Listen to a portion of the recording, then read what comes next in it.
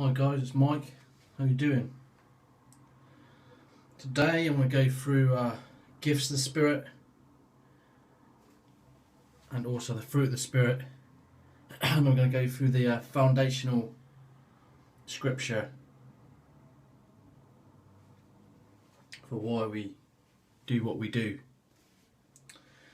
So in Mark 15, chapter 16, verse 16, it says, "He who believes and is baptized will be saved, but he who does not believe will be condemned.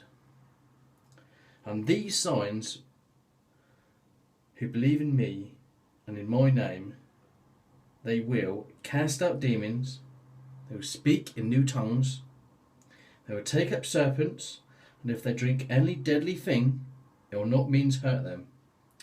They will lay hands on the sick, and they will recover." And so then, after the Lord had spoken to them, he was received up into heaven, and to the right hand of God.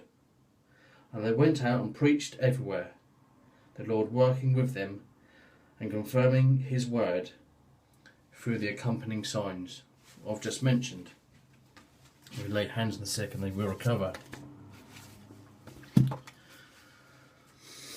So, quickly we're going to go through the gifts of the Spirit. You can find that in Romans 8:37-39. Number 1, I've got word of knowledge. Number 2, the word of wisdom. Number 3, the gift of prophecy. Number 4, the gift of faith. Number 5, the gift of healings. Number 6, the working of miracles. Number 7, the discernment of spirits. Number 8, different kinds of tongues.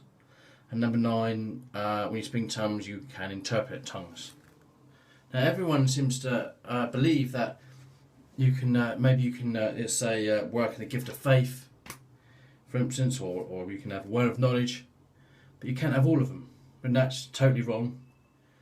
Every single one, you work in every single one of these, because in this, what I've just read, it says you will speak in new tongues, you will lay hands on the sick.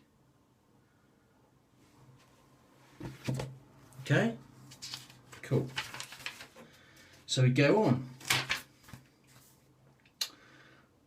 so we say so the fruit of the Spirit, which is in Galatians 5:22-23. So the fruit of the Spirit is joy, love, peace, forbearance, kindness, goodness, faithfulness, gentleness, self-control,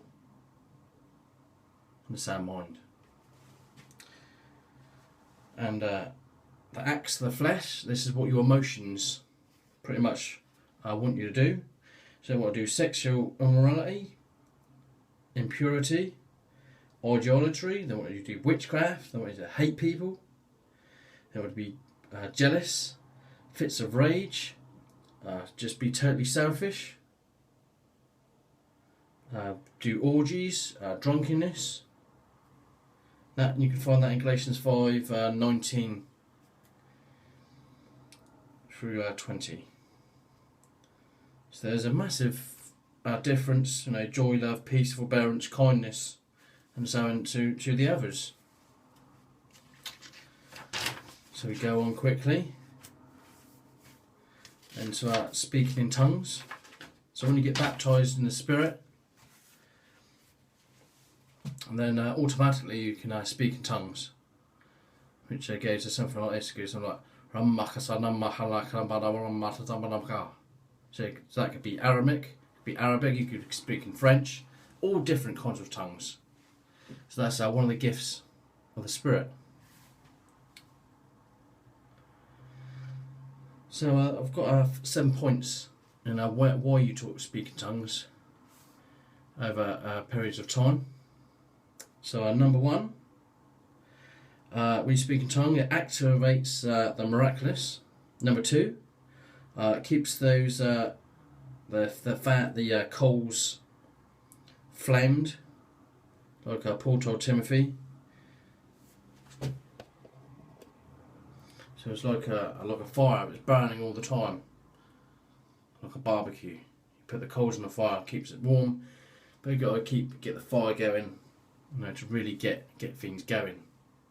But it's keeping that barbecue going. That is always a difficult thing. Number 3, it says an increase will come in revelation. So you'll get more words of knowledge, which is true. Bring up rivers of living water, that we need to be refreshed. So then you sort of speak in tongues, and it's almost like a freshness, like drinking a cup of water almost. It's refreshing the soul and the spirit. Renews the mind through praying and then interpreting. It's easier for the Spirit of God to maneuver in us and through us. That helps with laying on the sick, lay hands on the sick and so on. And number 7,